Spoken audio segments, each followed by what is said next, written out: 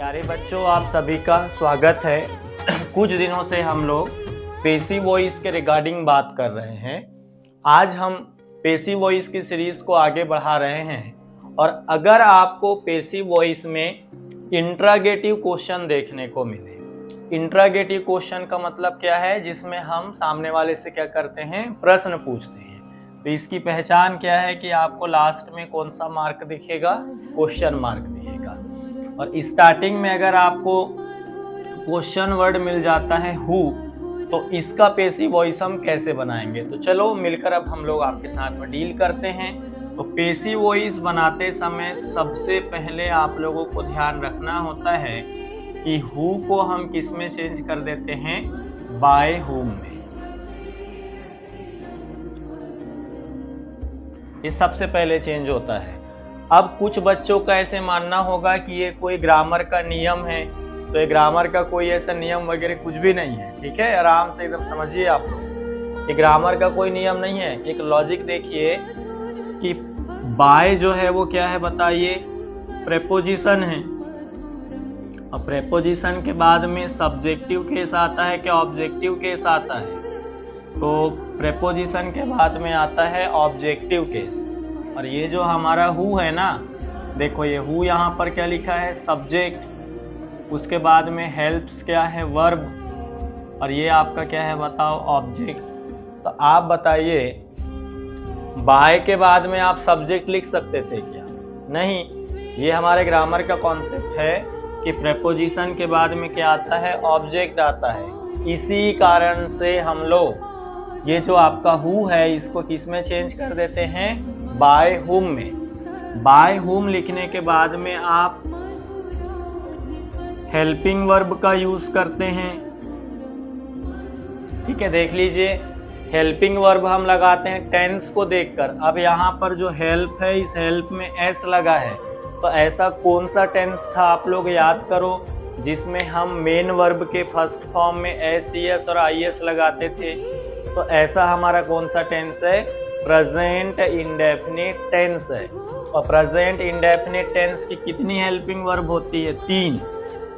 पहला क्या होता है बेटा, इज, दूसरा एम और तीसरा आर। इसके बाद में हम लोग लिख देंगे हमारा ऑब्जेक्ट।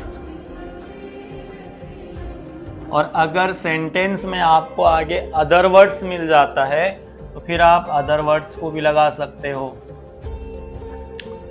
और लास्ट में आ जाएगा आपका क्वेश्चन मार्क। तो ये आपका फॉर्मेट बनकर तैयार हो गया, बाय हुम, उसके बाद में आपका हेल्पिंग वर्ब आएगा, उसके बाद में आपका ऑब्जेक्ट आएगा, फिर आपका अदर वर्ड्स आएगा और लास्ट में कौन सा मार्क लग जाएगा, क्वेश्चन मार्क लग जाएगा।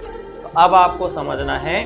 अब फाइनली अब हम लोग आंसर के लिए जा रहे हैं। तो सबसे पहले हम लोग क्या लिख देंगे, सबसे पहले हम लोग आंसर में लिख रहे हैं बाय हुम। अब हमको हेल्पिंग वर्ब का चुनाव करना है। तो ध्यान दीजिए, आ पुअर बॉय सिंगुलर है क्या प्लूरल है? तो इसके सामने में देखो ए आर्टिकल लगा है, तो ये सिंगुलर होगा। और यहाँ पर बॉय की संख्या भी क्या है, सिंगुलर है। तो इस प्रकार से अब हम सिंगुलर के लिए इज लगाएंगे, एम लगाएंगे क्या आर लगाएंगे? आप ही लोग बताइए, चलो बताओ बताओ। तो हम लोग सिंगुलर के लिए क्या लगाएंगे, इज लगाएंगे। तो बाय हुम इज। उसके बाद में आपका ऑब्जेक्ट आ जाएगा आ पुअर बॉय। अब इसके बाद में यहाँ पर कोई अदर वर्ड्स तो दिया नहीं है। और एक बात, हमको जो पेसिव वॉइस में वर्ब का थर्ड फॉर्म लगाना है, तो आप यहाँ पर वर्ब का थर्ड फॉर्म भी नोट डाउन कर लीजिए, लगे हाथ। ठीक है, by whom is a poor boy. उसके बाद में क्या हो जाएगा प्यारे बच्चों, हेल्प्ड। और लास्ट में क्या आ जाएगा, क्वेश्चन मार्क। एक और ट्राई कर लेते हैं आपके साथ में, फिर से देख लीजिए। Active voice, who,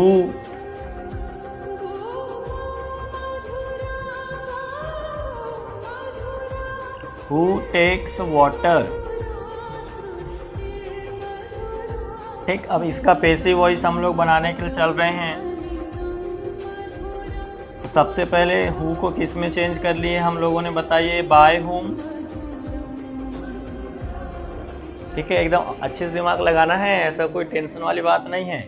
by whom के बाद में आप लोग यहाँ पर अब इज एम आर, तो बताइए वाटर सिंगुलर है क्या प्लूरल? तो वाटर अनकाउंटेबल नाउन है सर जी, और अनकाउंटेबल नाउन हमेशा कैसे यूज होते हैं? तो सिंगुलर यूज होते हैं। तो बाय हुम इज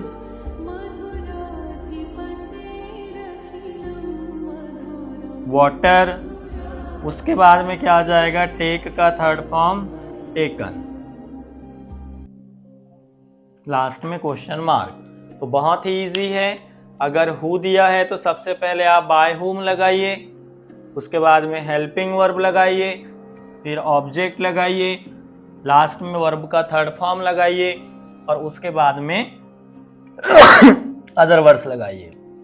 तो ये आपका फाइनली इसमें सीरीज तैयार हो गया। ठीक, अब हम लोग पैसिव वॉइस का नेक्स्ट कॉन्सेप्ट आपके साथ में डील करेंगे, वो हमारा नेक्स्ट पार्ट में होगा। तब तक मिलते हैं, बाय।